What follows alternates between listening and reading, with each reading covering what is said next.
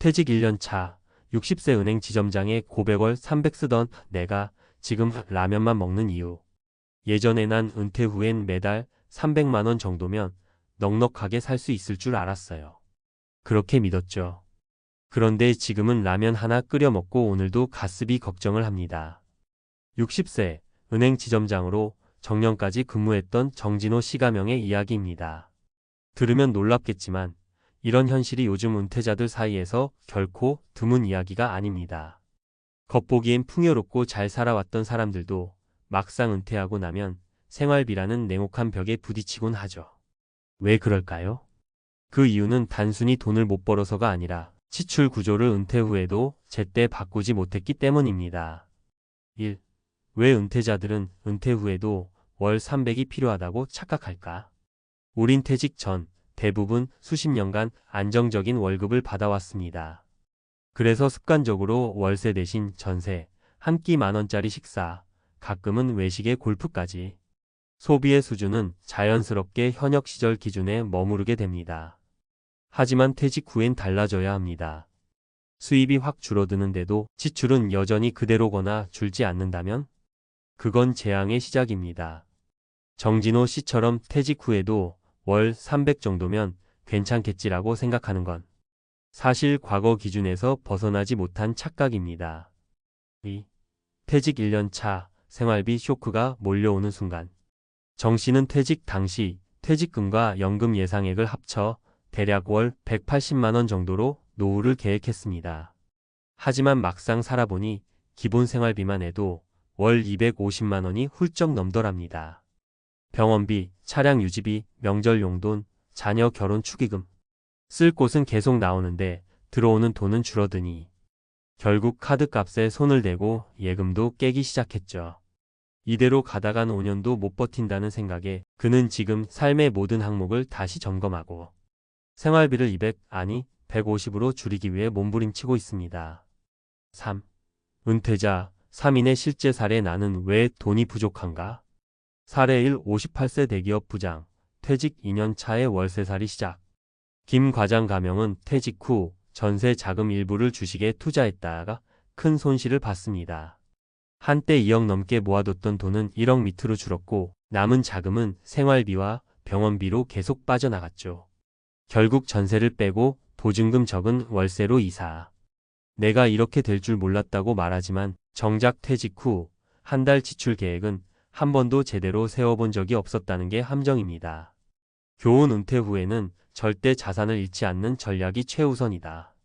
사례. 이 60세 치과 위생사 출신 여성, 연금은 있지만 생활비가 모자람. 박 씨가 명는 국민연금과 기초연금을 합쳐 월 90만 원 정도 수령합니다. 자녀들이 모두 출가해 혼자 살고 있지만 관리비, 식비, 통신비, 병원비 등 기본 고정비만 해도 월 140만 원 이상이 나가죠. 평생 성실하게 살았는데 왜 이렇게 빠듯하게 살아야 하지? 라는 허탈감이 든다고 합니다. 교훈연금은 최소 생계비 수준에 불과하며 추가 자산이 꼭 필요하다. 사례 3. 63세 자영업 은퇴자, 고정비 줄이기 실패로 매달 적자. 이 씨가 명는 30년간 동네 식당을 운영하다 은퇴했습니다. 가게 팔고 받은 돈 1억을 노후 자금으로 쓰려 했지만 자동차 리스비, 보험, 유료 방송 등 현역 시절 유지하던 고정비를 그대로 두는 바람에 매달 50만 원씩 적자가 쌓이고 있습니다. 생활비 줄이기가 이렇게 어려운 줄 몰랐다고 말합니다. 교훈. 은퇴 후에는 수입 줄이기보다 지출 줄이기가 핵심이다. 4. 그럼 노후 생활비 도대체 얼마나 저축해야 할까? 현실적으로 노후 준비는 생활비의 구조 조정부터 시작해야 합니다. 지금의 소비 패턴에서 불필요한 고정비를 먼저 없애라. 자동차, 명품, 외식, 보험 과다 등. 노후 생활비는 최소 생계비 월 15만 180만 원화, 여유 자금, 병원비, 여행, 경조사 등을 더한 값으로 잡아라. 평균적으로 은퇴 후 20년을 가정했을 때 연금 외에 추가로 최소 1억 2억은 준비되어야 불안 없는 은퇴가 가능합니다. 중요한 건 금액보다 지속 가능한 구조를 만드는 것. 매달 들어오는 돈이 일정하고 나가는 돈은 그 안에서 해결되는 구조를 만들면 은퇴 후에도 돈 걱정이 줄어듭니다. 5. 마무리하며 라면 한 그릇 앞에서 내가 깨달은 것. 정진호 씨는 이렇게 말합니다. 월 300이 필요한 게 아니라 내가 그 돈이 없을 때 어떻게 살아야 하는지를 미리 연습했어야 했어요. 그 말이 참 깊이 와 닿습니다. 우리는 얼마를 벌까에만 집중해 살았고 얼마를 써야 할까는 너무 늦게 생각하곤 합니다. 지금이 바로 당신의 노후 생활비 구조를 바꿔야 할 시간입니다.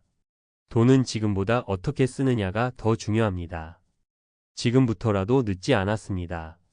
라면을 먹더라도 그게 불안해서가 아닌 선택이라면 그건 분명 건강하고 자유로운 은퇴의 시작일 겁니다. 전문가 시점에서 본 은퇴 생활비 위기의 본질. 은퇴는 끝이 아니라 새로운 시작이다. 많은 사람들이 이렇게 말하지만 현실은 꽤 냉정합니다. 현장에서 은퇴자를 만나보면 이들이 공통적으로 겪는 첫 번째 벽은 단 하나입니다. 바로 생활비입니다. 퇴직금이 꽤 있었는데도 연금이 나온다 해도 생활비 구조를 바꾸지 못하면 결국 금세 자산은 줄고 심리적으로도 큰 불안을 겪게 됩니다. 핵심은 이겁니다. 수입이 줄었으면 소비도 줄여야 한다. 하지만 사람들은 이 단순한 공식 하나를 쉽게 받아들이지 못합니다. 왜일까요? 바로 은퇴 후 삶을 현역의 연장선으로 착각하기 때문입니다. 은퇴자들이 흔히 빠지는 세 가지 착각. 1. 나는 연금이 있으니까 괜찮을 거야. 사실 국민연금, 기초연금, 공무원연금 등 어떤 연금도 혼자서 충분하진 않다. 물가 상승률, 의료비, 장수 리스크 생각보다 오래 사는 문제를 고려하면 연금만으로는 평균 수준의 삶조차 유지하기 어렵다. 2. 지금 생활비 수준을 유지해야 체면이 서지. 사실 은퇴 후에는 체면보다 생존 구조가 더 중요하다. 외식, 차량 유지비, 명절 지출 등 불필요한 지출부터 줄이는 게 진짜 체면을 지키는 길이다. 3. 나는 은퇴 전보다 시간이 많으니 돈을 덜 쓰겠지. 사실 오히려 더 쓴다. 여행, 취미, 자녀 지원, 병원 등 시간이 많아지면 소비도 많아지는 게 인간의 심리적 특성이다. 전문가가 제시하는 은퇴 후 준비의 핵심 3요소. 생활비의 구조 조정이 우선이다. 은퇴자는 더 이상 소득이 늘어날 수 없는 존재가 된다. 따라서 지출 구조를 통제하지 못하면 얼마를 모아도 부족하다. 실천 팁 고정비 보험, 통신, 차량, 구독 서비스 등 항목부터 점검하라.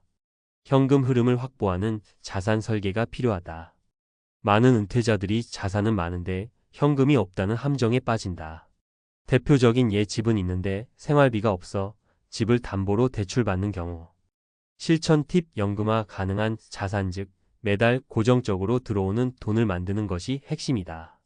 월세, 즉시연금, 우량 배당주 등이 좋은 예다. 장기 생존 리스크를 대비하라. 평균 수명이 길어지면서 살아있는 것이 리스크가 되는 시대가 왔다. 95세까지 살 수도 있다는 걸 감안하면 2030년간 생활비를 유지할 시나리오가 필수다. 실천 팁 단순히 얼마가 있느냐보다 어떻게 나눠 쓸 수 있느냐가 더 중요하다. 결론 이제는 얼마를 모아야 하나보다 어떻게 쓸 것인가에 집중할 때 정년을 앞두고 있는 5060대라면 이제부터는 자산을 늘리기보단 지속 가능한 구조로 재설계하는 것이 훨씬 중요합니다. 연금은 얼마 나오나? 현재 생활비 중 꼭 필요한 항목은 무엇이고 줄일 수 있는 건 무엇인가? 매달 들어오는 돈으로 나갈 돈을 감당할 수 있는가? 지출 구조를 지금부터라도 바꾸는 연습을 하고 있는가? 이 네 가지 질문에 솔직하게 답해 본다면 은퇴 후 삶은 훨씬 더 안정적이고 덜 불안한 방향으로 흘러갈 수 있습니다. 한 줄 정리하자면 라면을 먹는 건 부끄러운 일이 아니다. 그것이 내 선택이고 그 안에서 행복을 느낀다면 그게 바로 성공한 은퇴다. 당신의 노후는 누가 대신 책임져 주지 않습니다. 하지만 지금부터 재정 구조를 새롭게 정의하는 것만으로도 당신은 충분히 든든한 은퇴 생활을 만들어 갈 수 있습니다.